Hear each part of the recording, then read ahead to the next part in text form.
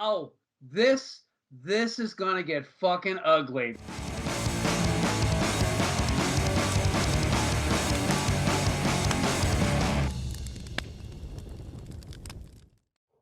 I'm Tony, he's Mike, and we are here to do a quick and dirty, and we are going to talk about a steaming pile of shit called Malignant. It's kind of like the cancer, the tumor you don't want. Malignant, James Wan's latest dump on the celluloid, can now be streamed for free on HBO Max. And even that's too much fucking effort for this piece of shit.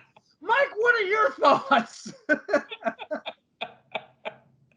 Well, I thought I was gonna savage it. I got nothing on you, but here we go. So fucking Malignant 2021 horror. James Wan directed. He's also the co-writer of this thing as well. This is what happens when you have a weak ass script, weak acting, but you have like a great budget, but it ends up just a fucking hot mess of a fucking movie. And here's proof why the Conjuring franchise is a respectable franchise, and everything else was, forgettable, is because the Conjuring had good acting to pull that shit script and material and elevate it to something worth watching. This thing is terrible. I mean, the genre mixing of it, it's like peanut butter mayonnaise. Okay, it's terrible. I knew this movie was gonna be fucking bad from like the teaser sequence before the credits in the hospital. Oh yeah. And it didn't get any better from there. And then the minute that they introduced the main character, when her abusive boyfriend, she's pregnant, and he smacks her up against the wall, and I'm like going, all right, fuck this movie. I fucking hate it already. And like, it doesn't get any better from there. This is it's aggressively fucking stupid. I mean, the whole premise is fucking dumb. The scary boogeyman is dumb. The fucking weapon that is fashioned from a healthcare trophy that for some reason just happens to look like a sword is fucking dumb.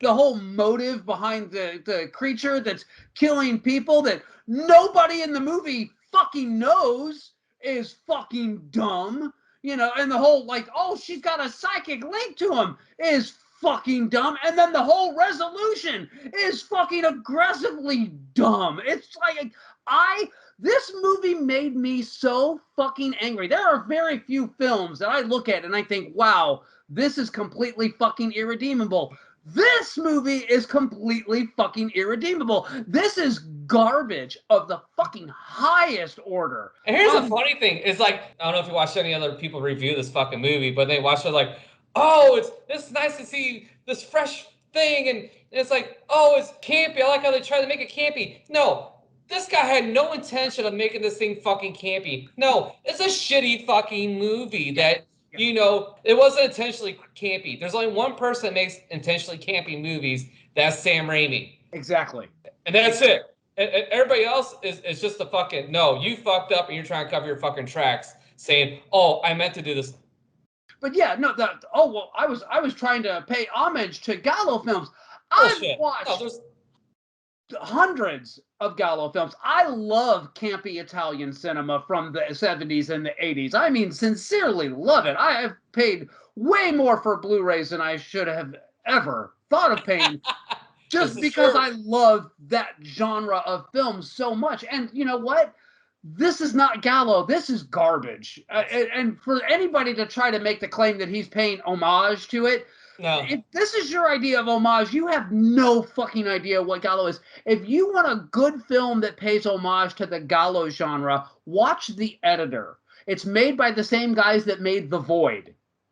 And it's clever, it's fun, it's well written, it's intentionally got campy moments in it, but those campy moments are played the way that they would play in a Gallo film.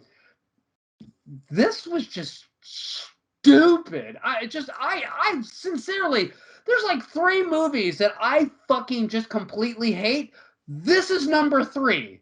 There's Adventures in the Forbidden Zone, which makes me irrationally angry, and Highlander 2, The Quickening. I can't stand those three films. And if you want to know what level I put this in, it's right there. And when I looked and saw that this had a 76% on the tomato meter, I'm thinking, what the fuck movie did you people watch? Because what I watched was fucking an hour and 51 minutes of fucking garbage. I hated this film. I can't say that enough. Of all the movies, of all the filmmakers, why would you throw this kind of money at this? And not to mention the fact that there's like some big effect shots, especially like the exterior of the mental hospital at the beginning, and then there's that scene where he's rambling down the building, and I'm looking at it, and it looked cheap. It looked like something that somebody had thrown together in Blender. And Oh, they, dude, there was some like CG bat at the very beginning of it. Remember that, the CG fucking bat? Oh my fucking god! I thought it was like a like a logo shot. Like I think it's gonna like turn into like the logo of like some film company. But no, it's the beginning of the fucking movie. I'm like, it was awful. I want to know what I think James Wan just pocketed. Like, I think this had a budget of like 50 million or 40 million something. I think he just pocketed 39 million of it and spent $1 million on the film, and is just splashing, from the creator of Insidious and The Conjuring. Yeah. And that's all this movie has got is marquee value.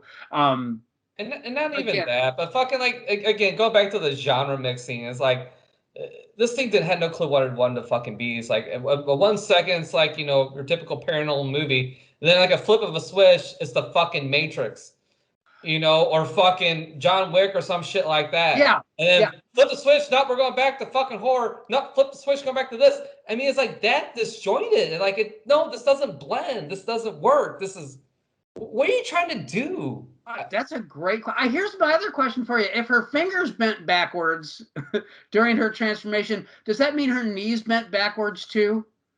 Because walk like normal. I don't know. Yeah. No, she walked backwards. And all the actions were backwards. And I will say if it was done better, that would have been a cool and interesting thing to do.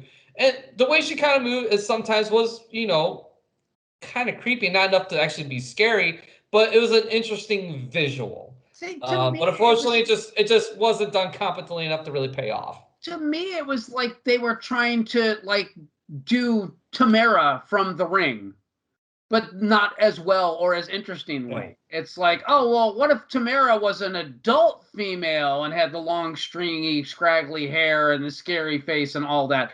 That's it. Everything about this seemed borrowed or ripped off from infinitely better source material. And I'm going to say this: we've watched some real stinkers this summer. There's been a lot of really boring, really lazy, really unengaging films.